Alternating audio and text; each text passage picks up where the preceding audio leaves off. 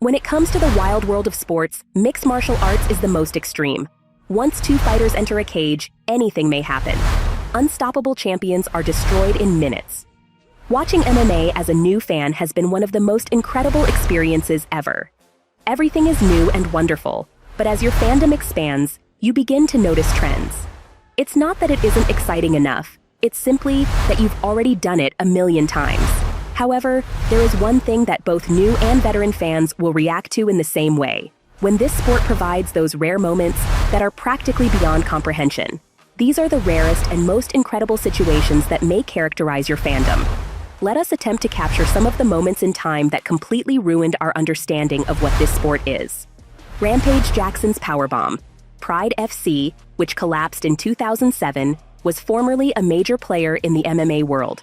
The organization was based in Japan and included great fighters including Fedor Emelianenko, Shogun Rua, and Dan Henderson.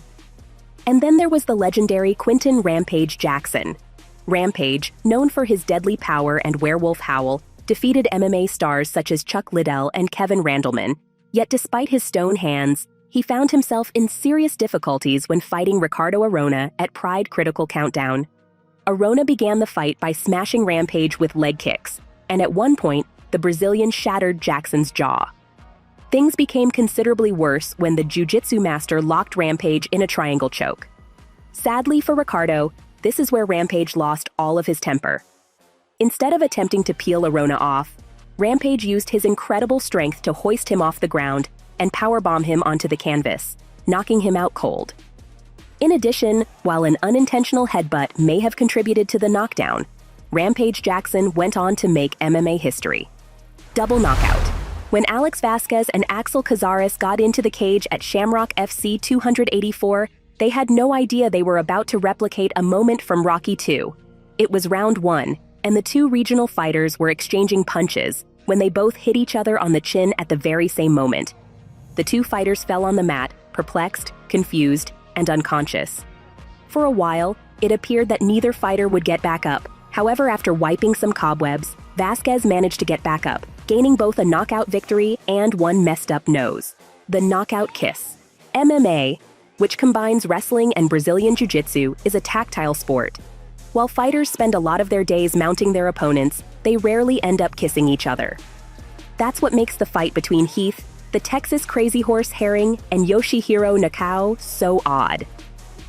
In 2005, the two were meant to fight at K1 Premium Dynamite in Osaka, Japan, but things got tense as they approached one another in the center of the ring. As the referee provided instructions, Nakao leaned forward and kissed Herring on the lips.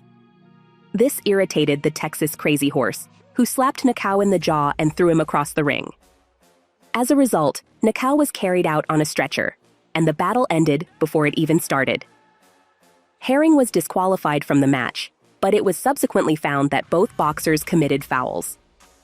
There is no kissing in combat sports, after everything, and both guys received a no contest as well as a spot in MMA history.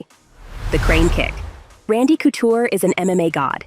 He's one of just 4 people to have won 2 UFC championships in different divisions together with BJ Penn, Conor McGregor, and Georges St-Pierre, and he's beaten legends like Chuck Liddell, Tito Ortiz, and Vitor Belfort. The guy has even been in movies like The Expendables, but MMA is a rude industry, and if you hang around long enough, you'll get KO'd in a spectacular way. That is exactly what happened at UFC 129, where Couture battled Lyoto the Dragon Machida. Machida, one of the game's top counter-strikers, was a karate master who followed Daniel LaRusso's lead. After misleading the natural into thinking he was about to throw a rear leg kick, the Dragon changed things and immediately fired a jumping front kick that sent Couture to the canvas, effectively ending his career. Yes, it looked almost comparable to the crane kick from The Karate Kid, earning Machida numerous Daniel-san comparisons. Surprisingly, Machida wasn't the only one claiming credit for the fight-ending kick. Steven Seagal said that he taught the Dragon how to do that particular maneuver. The Boston Crab. Sometimes MMA and professional wrestling collide in unusual situations. Sometimes UFC stars, such as Ronda Rousey, appear at WrestleMania. Alternatively, WWE stars such as Brock Lesnar and CM Punk have attempted mixed martial arts. But the MMA WWE crossover got particularly crazy in September 2017, when John O'Mears faced Aaron Jones at Full Contact Contender 19.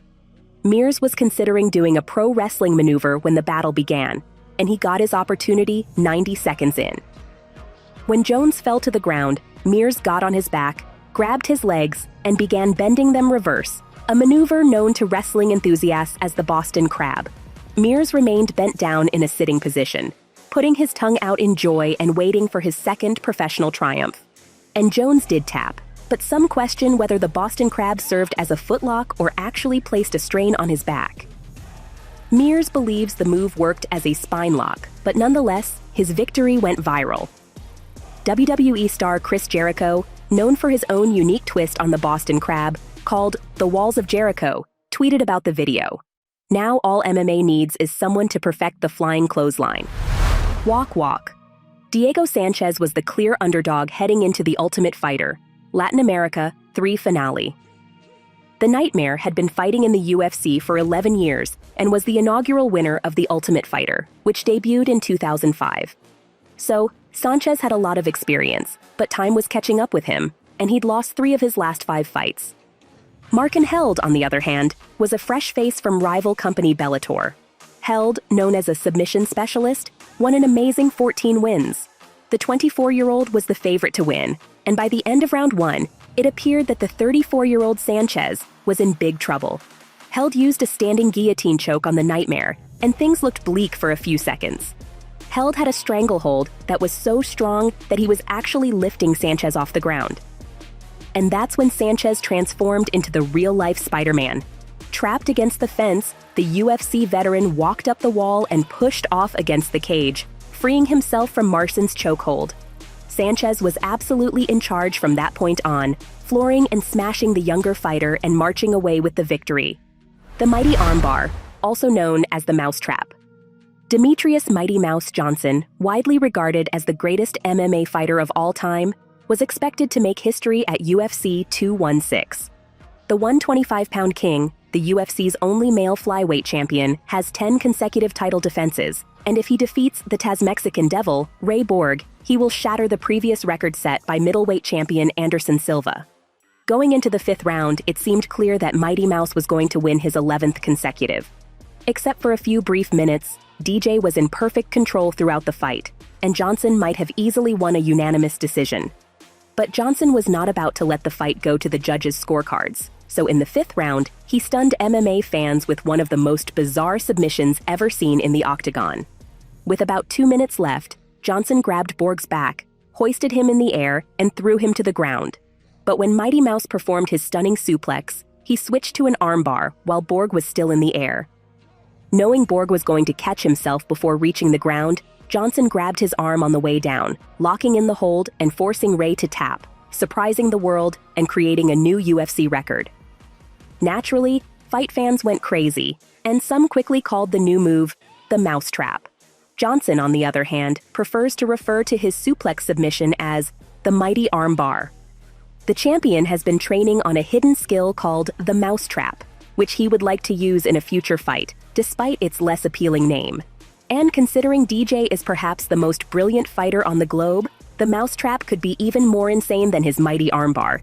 The MMA has produced many electrifying moments, and the bout endings highlighted above are among the most astounding and shocking in the sport's history. These moments capture the spirit of the UFC, in which anything can happen inside the octagon. As the sport evolves, we look forward to seeing more epic fight finishes that will make us speechless and remind us why we love mixed martial arts. That is the end of this video. Write your thoughts about the video in the comment section below. Let's meet again with another interesting video.